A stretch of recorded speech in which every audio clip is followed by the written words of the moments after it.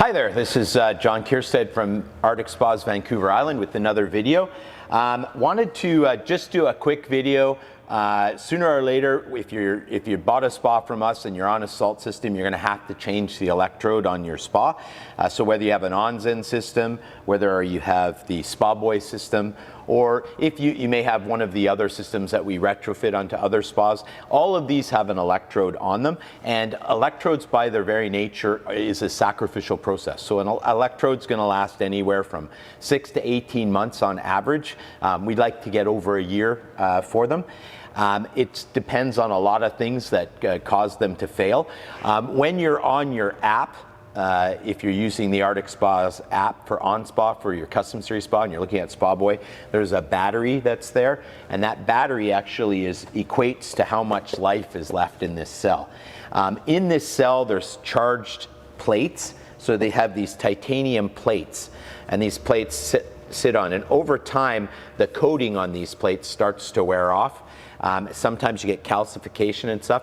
You can clean these and reuse them with some degree of success. And so usually when I change one, I take the old one out, I'll clean it and I'll use it as a spare. You know, I might be able to get another month or so out of it. The way you can tell whether or not it's still working is when it's working, it has this a bunch of, we call smoke, but it's really just very fine little bubbles that rise up and come off of it. And so when you hit your boost, you can use boost from the app. You can hold your pump 2 key down for 10 seconds and it'll display SPB, which is SpaBoy Boost, and that will cause this to boost. If it's not getting very much of this smoking, we call it, if it's not producing a lot of this dissociation that we want to occur, which is creating the electrolysis, which is making the free sanitizer or chlorine in your water. That free chlorine is necessary, and so over time this thing will produce less and less of that. It'll convert less and less of the salt to the free active form of the sanitizer, so you have to change this. So let's assume that your battery is showing that it's down to the, you know, first it goes to yellow, then it goes to red. When it's in red, it may still work for another few weeks or a month, but it's probably a good time to get another electrode. I always tell people it's not a bad idea to have a backup one of these sitting at home so that this fails on a long weekend, Friday, you don't have to worry about, oh, the store's closed, I can't get one of these in time. So having one on hand really helps.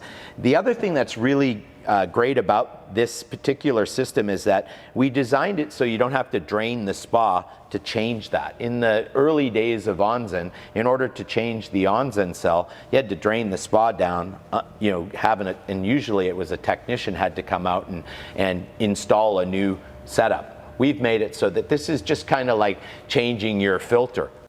Be sure to turn the power off or unplug your spa before doing this. So this actually unwinds. This is a wall fitting inside of a wall fitting. So this is completely waterproof. So you unscrew this counterclockwise, it comes out, there's a cord. The cord's designed to come up out of the water so that you can actually keep this out of the water. Now a really important thing is that if you get water inside this area here, it's going to cause corrosion and it's going to cause the niche to fail. And if the niche fails, you have to have us come out and put another niche in your replace the niche because it won't work anymore if that's corroded. This has a little set screw in it. This set screw is, first of all, so that we know that we've twisted it in far enough, and also so that if somebody's in there, they don't accidentally play around with it and undo it and bring water into there and cause your system to fail. So it's just a Phillips head screwdriver. Back that screw off. Oops. Okay, that feels like it's out. I actually mark this, so I usually put a little score on here with like a magic marker, or sometimes you just can scrape it. I mark this so that when I come around, I know where the hole is and it's easier to find it. So I just put a little mark, and this will become, you'll understand why in a second. Right, so I take this off, then this should untwist. It's pretty tight. There is a lubrication in here. to make sure that we're sealed against water. And there's your electrode. And you can see the plates and stuff inside there.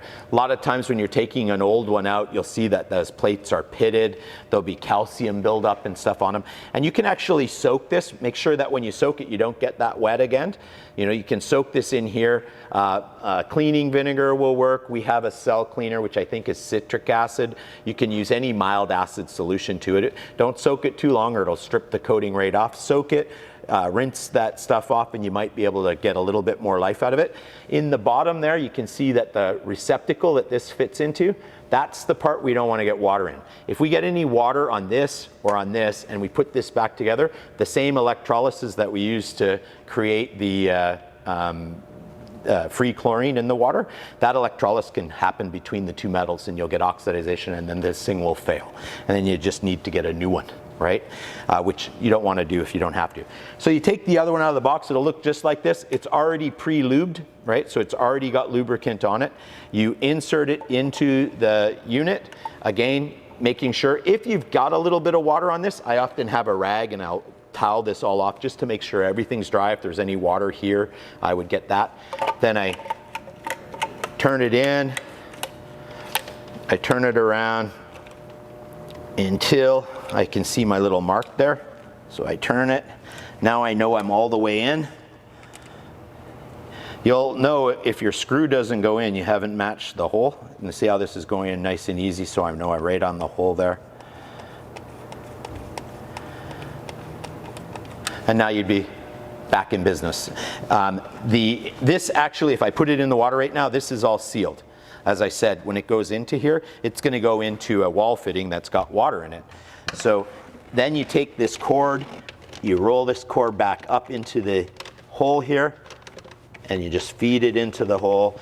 Of course, I'd be underwater right now. I'd be going blah, blah, blah, blah, in the water. But you can do this in water. A lot of the guys have long enough arms and stuff. I'm not one of those. I need a snorkel to go in underneath and reach them a lot of the times. But you can reach them. The easiest place to change it is when one person's in the hot tub and the other person's outside assisting them. And then you just twist this back in. Ideally, you want this so that it's pointed up. It's not that important if it's a little off or otherwise, but this keeps the plates straight and allows things to go. This is the 5-plate gray cell, which is for SpaBoy.